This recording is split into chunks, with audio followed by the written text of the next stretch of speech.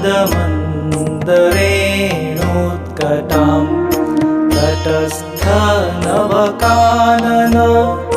प्रकटमोदपुष्पाम्बुना सुरासुरसुपूजिता स्मरपितुः श्रियं बिभ्रतिं कलिन्दगिरिमस्तके पतदमन्दपूरोज्ज्वला